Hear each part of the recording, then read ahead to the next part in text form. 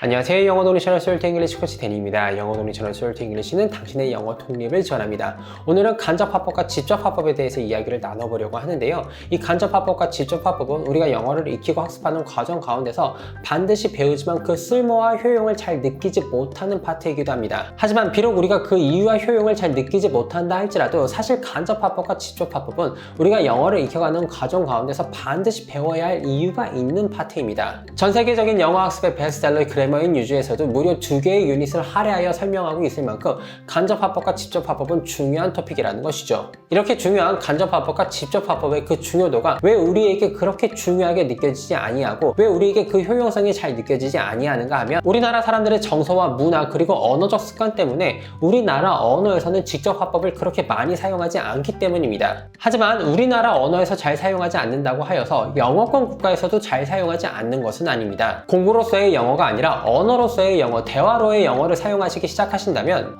이거 생각보다 진짜 많이 사용하는구나가 체감되는 영역이 바로 이 간접 화법과 직접 화법입니다. 영어를 공부로서 접근해온 우리에게는 많이 체감되지 않았지만 실생활에서는 정말로 많이 말해지고 활용되는 이 간접 화법과 직접 화법, 오늘 잘 설명드려 봄으로써 우리의 영어가 성장하고 우리의 영어가 유창해지는 유익한 시간 가져보도록 하겠습니다.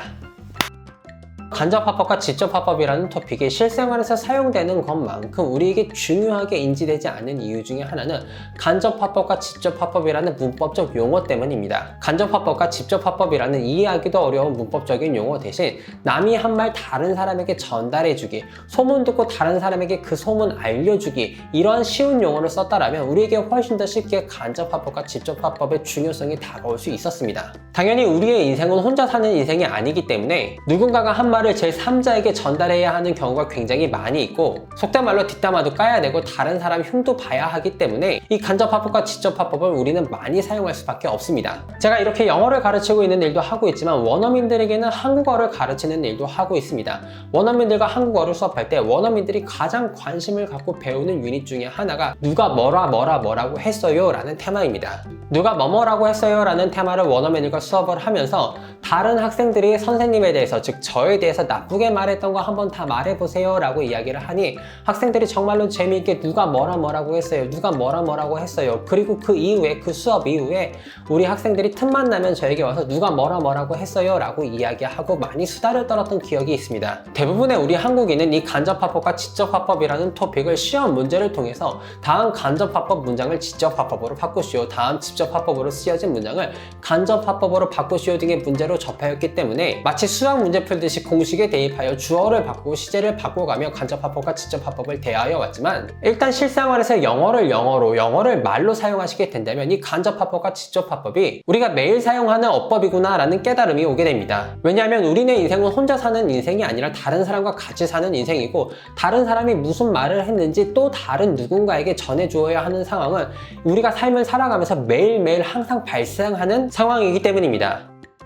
두 번째로 한국어와 영어 사이에 존재하는 간접 화법과 직접 화법에 대한 괴리감은 우리나라 사람들은 직접 화법을 많이 사용하지 않지만 영어권 국가 사람들은 직접 화법을 정말로 많이 사용한다는 것입니다. 저도 이해를 돕기 위하여 직접 화법이라는 문법적인 용어를 사용하고 있지만 사실 이 직접 화법이라는 용어를 더 직관적으로 설명할 수 있는 단어가 있습니다. 바로 성대모사입니다. 원어민들과 대화를 하면서 특히 원어민 여자 사람 친구들과 대화를 하면서 이런 요구를 제가 많이 받았고 또 원어민 친구들이 또 서로 이야기를 하면서도 서로에게 이러한 요구를 하는 모습을 되게 많이 봤습니다. 그 사람이 뭐라고 했는지 정확하게 그대로 말해봐 라는 요구입니다. 그리고 이러한 요구를 받은 사람은 자신이 전에 들은 바를 혹은 자신이 들은 말을 성대모사 하듯이 연기까지 곁들이면서 원어민 특유의 큰 제스처까지 덧붙이면서 전달해주는 경우가 굉장히 많습니다. 그 묻지도 따지도 말고 영남이가 얘기하면 저한테 전화하세요. 1544 이 못나.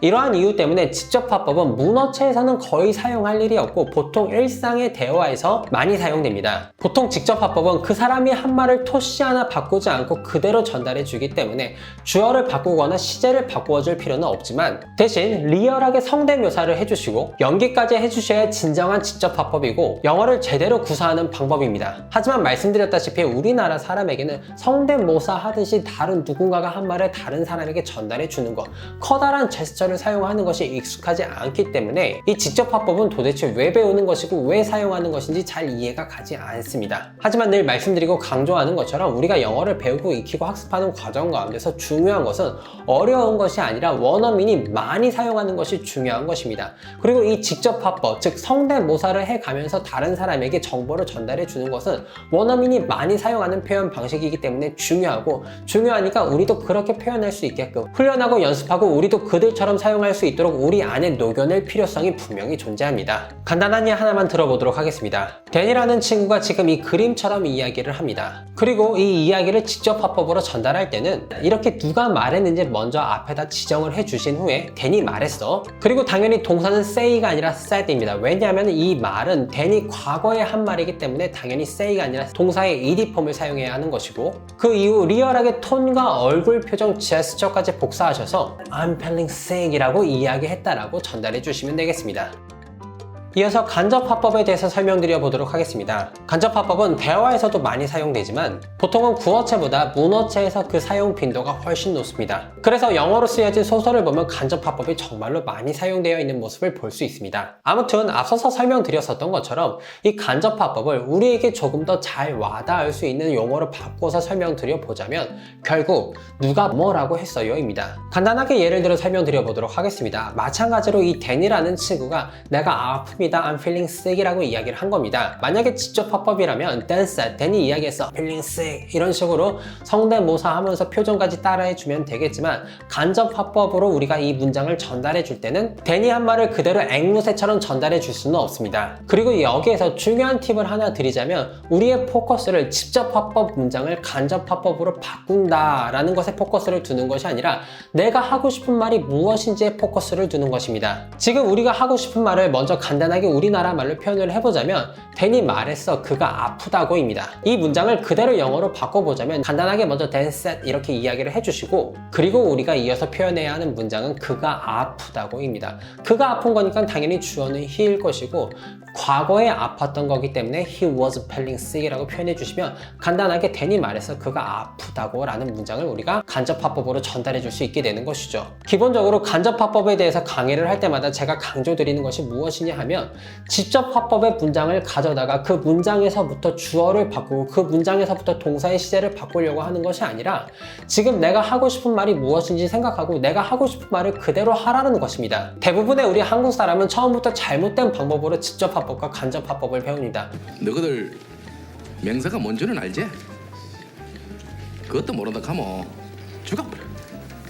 직접 화법 문장을 가져다 놓고 그 직접 화법 문장으로부터 간접 화법 문장을 만들게 하는 이 교육 방식이 우리의 사고를 경직되게 하고 우리의 영어를 경직되게 한다라는 것이죠. 그냥 간단하게 내가 하고 싶은 말이 무엇인지 생각하고 그 말을 전달하면 되는 것인데, 이상한 문장을 머릿속으로 먼저 하나 상정하게 해놓고 그 문장으로부터 다른 간접 화법을 사용한 문장을 만들게 하니 문장이 제대로 만들어질 수가 없는 것입니다. 간접 화법 문장을 만들기 위해서 이제까지 한국의 영어 교육이 우리에게 강요했었던 것처럼 반드시 직접 화법 문장이 필요한 것이 아닙니다. 아나라는 여자가 있습니다. 그리고 이 아나라는 여자가 아나의 부모님의 안부를 묻는 친구에게 대답을 해줍니다. 우리 부모님 괜찮아? 라고 이야기를 해주었습니다. 그리고 그 이야기를 제가 옆에서 들었는데 누군가가 또 저에게 물어보는 겁니다. 아나 부모님 괜찮디? 하고 저에게 또 물어보는 것이죠. 그러면 제가 우리나라 말로 이렇게 말하고 싶을 겁니다. 아나가 말했는데 아나 부모님 괜찮다고 그랬어. 영어로 간단하게 표현해보면 아나가 한 말이니까 아나가 그랬는데 이 표현이니까 아나 said 간단하게 말해주시고,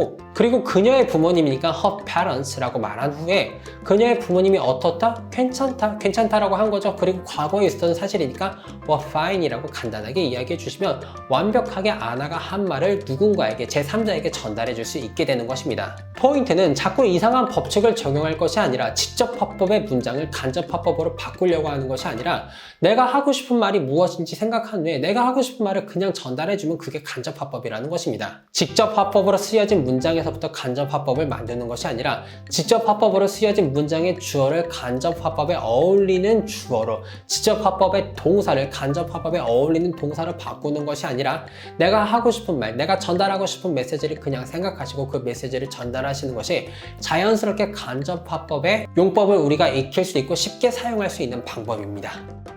마지막으로 우리가 간접 화법을 사용하여 메시지를 전달할 때 동사의 시제에 따라서, 동사의 형태에 따라서 우리가 전달하는 메시지의 뉘앙스가 어떻게 달라질 수 있는지 설명드려 보도록 하겠습니다. 아나라는 여자가 댄이라는 남자를 사랑한다고 말했습니다. 보통 간접 화법이라고 하면 누군가가 과거에 한 말을 전달하는 것이기 때문에 동사를 ED폼으로 사용해야 한다고 우리는 보통 배웁니다. 하지만 과거에 한 말이라고 해서 무조건 과거로 표현해야 하는 것은 아닙니다. 과거에 한 말이기 때문에 무조건 동사를 ED폼으로, 과거형으로 사용할 것이 아니라 상황에 따라서 동사를 ED폼으로 사용할 수도 있고 현재형으로 사용할 수도 있다는 것입니다. 아나라는 여자가 댄이라는 남자를 사랑한다고 했는데 첫 번째 경우는 사랑한다고 했고 그리고 지금도 사랑하는 경우입니다. 그러면 우리말로는 야, 아나가 댄 사랑한대 라는 뉘앙스가 표현될 것이고, 이럴 때는 아나 said she loved 댄이라고 표현하는 것이 아니라 아나 said she loves 댄이라고 현재형을 사용하여 표현해 주시면 더 정확한 정보를 전달할 수 있게 됩니다. 하지만 두 번째 경우는 이미 마음이 다른 남자에게 가서 댄과 데이트를 하는 것이 아니라 다른 남자와 데이트를 하고 있는 경우입니다. 그러면 우리말로는 아나가 참 내 댄만 사랑한다고 했었는데 지금 봐라 다른 남자랑 데이트하고 난리 났다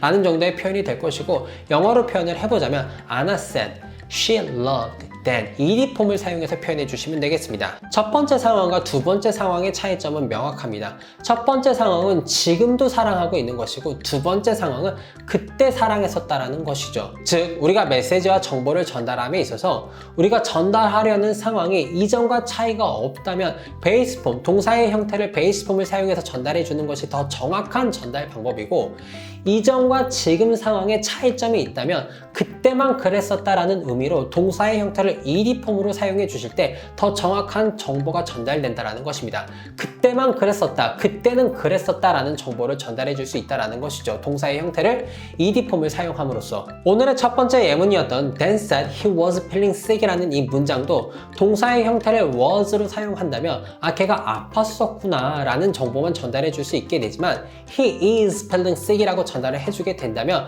아, 지금도 아프구나 라는 정보도 전달이 된다는 것입니다. 마지막으로 댄이 말하기를 댄이 자기가 많이 아팠었다고 했었어 라는 표현을 전달하고 싶다면 상황을 구체적으로 그려보자면 댄이 많이 아팠었고 그 다음에 아픈 게 다 나았고 그 다음에 다른 누군가에게 가서 내가 많이 아팠었어 라고 말한 상황입니다. 그렇다면 댄이 말한 건 일단 과거니까 댄이 말했다 라고 이야기를 해주시면 될 것이고, 그 다음에 아픈 것보다 더 먼저 일어난 과거, 댄이 말하기를 댄이 많이 아팠었대, 즉 말한 것보다 아팠던 게 먼저잖아요. 이럴 때는 동사의 형태를 had been ing를 사용하셔서 Dan said he had been feeling sick이라고 표현해 주신다면 댄이 말하기를 댄이 많이 아팠었대 라는 표현을 정확하게 전달해 주실 수 있게 됩니다. 짧은 시간 동안 간접 화법과 직접 화법에 대하여 설명드려봤습니다. 직접 화법은 우리 한국인의 언어 습관 내에서는 많이 사용되지 않는 메시지 전달 방법이지만 영어권에서는 상황을 생동감 있게 전달하기 위한 방편으로 굉장히 많이 사용되는 표현 방법이며, 간접 화법은 간접 화법을 사용하기 위해서 먼저 직접 화법의 문장을 생각하신 후에 그 직접 화법의 문장으로부터 주어를 바꾸고 동사를 바꾸어서 간접 화법 문장의 메시지를 만드는 것이 아니라 그냥 내가 전달하고 싶은 메시지를 머릿속으로 생각하신 후 그 메시지를 영작하시어 말로 뱉어내시면 된다라고 강조드렸습니다. 우리나라 영어 교육의 폐해 중 하나가 수동태 문장과 능동태 문장을 서로 바꾸게 만드는 것, 간접 화법 문장과 직접 화법 문장을 서로 바꾸게 만드는 것, 그리고 마치 이 간접 화법과 직접 화법 문장이 수동태 문장과 능동태 문장이 동일한 메시지를 전달하고 있는 것 마냥 우리로 하여금 착각하게 만든다라는 것입니다. 하지만 똑같은 상황에 대하여 전달하는 문장이라 할지라도 전달하는 방법에 따라, 내가 강조하고 싶은 메시지가 무엇이냐에 따라 같은 상황에 대하여 표현을 한다 할지라도 내가 하고 싶은 말, 내가 전달하고 싶은 메시지는 다른 것이기 때문에 수동태와 능동태, 직접 화법과 간접 화법들은 서로 연관되어 있는 개념으로 이해하지 마시고 각각 전달하고 싶은 메시지가 다른, 각각 사용하는 이유와 시기가 다른 개별적인 개념으로 접근하시고 마스터하시는 것이 훨씬 더 효율적으로 훈련할 수 있고 우리 것으로 만들 수 있는 방법입니다. 원어민들도 그들의 영어를 배울 때 수동태 문장을 능동태로, 능동태 문장을 수동태로 바꾸지 않고 직접 화법을 간접화법으로 간접화법을 직접화법으로 바꿔라 이런 것을 배우는 경우가 존재하지 않습니다.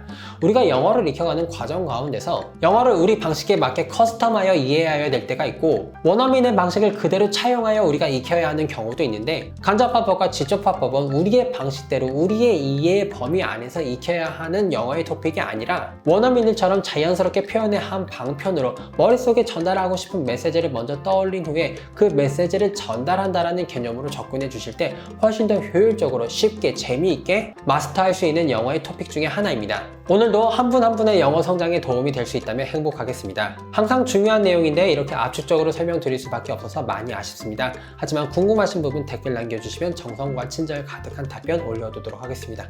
오늘도 우리의 영어가 성장하는 유익한 시간 솔트 잉글리시 코치 댄이었습니다.